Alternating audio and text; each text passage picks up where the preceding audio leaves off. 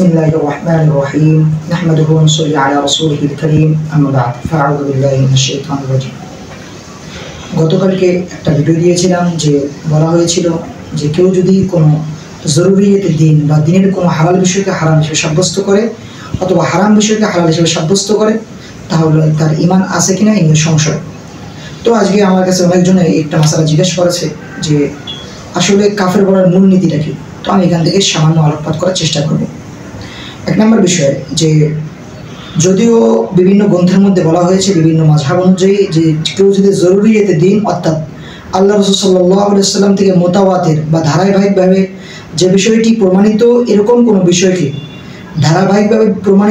কোনো বিষয়কে কেউ যদি মিথ্যা প্রতিপন্ন করে তাহলে তার ঈমান নিয়ে সংশয় থাকবে, তার ঈমান আছে কিনা এই বিষয় নিয়ে ভাবতে হবে। কিন্তু আমাদের হানাফিদের নিকট আবু হানিফা যারা আমরা শাগির্দ রয়েছি বা ইমাম যারা ফিকে হানাফি আমরা অনুসরণ করি তাদের মূলনীতি হলো শুধু এরকম না জরুরিয়াতের দিন না, যে কোনো অকাট্য বিষয় কতিয় সুবুত, যে কোনো অকাট্য বিষয়কে কেউ যদি অস্বীকার করে, যেমন কেউ যদি নবীকে হেয় প্রতিপন্ন করে তারও ঈমান থাকবে না। তা আমাদের নিকট এরকম এর ব্যাখ্যা পাওয়া যায় যে আল্লামা ইবনুল হামাম রহমতুল্লাহ আলাইহি কিতাবুল মুসাহারাতের মধ্যে বলেন যে মা ইয়ানফিল ইসতিসলামা আও ইউজিবুত তাকযীবা ফাহুয়া কুফর। অর্থাৎ যেই জিনিস বা কথা বা কাজ ইসলামের পরিপন্থী এবং আনুগত্যের পরিপন্থী হয় ফাহুয়া কুফর, এটাই কুফর। তো এরকম আমরা আরও বর্ণনা পাই যে ফতোয়া স্বামী আল বাহরুর রায়কের বরাতে বলেন 3 নম্বর 284 নম্বর পৃষ্ঠার মধ্যে তিনি এরকম আলোচনা করেছেন।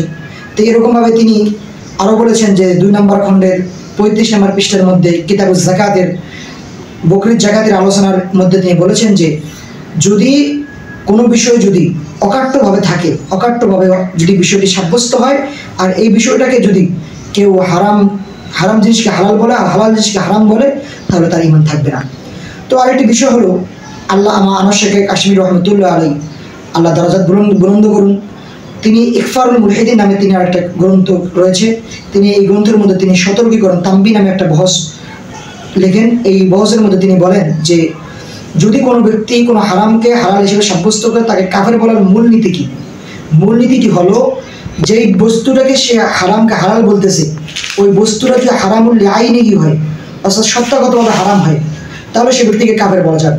আর যদি হারামুল আইনি কি না হয়, যেরকম অন্যের মাল আমি বলতেছি অমুকের মাল আমার জন্য হালাল, এই জিনিসটা যদিও হারাম আমার জন্য কিন্তু এই জিনিসটাকে আমি হালাল মনে করতেছি, যদিও অন্যের মাল আমার জন্য হারাম ছিল কিন্তু আমি হালাল মনে করতেছি, তাহলে তাকে বলা হয়েছে তার ঈমান যাবে না, তাকে কুফর বলা হবে না।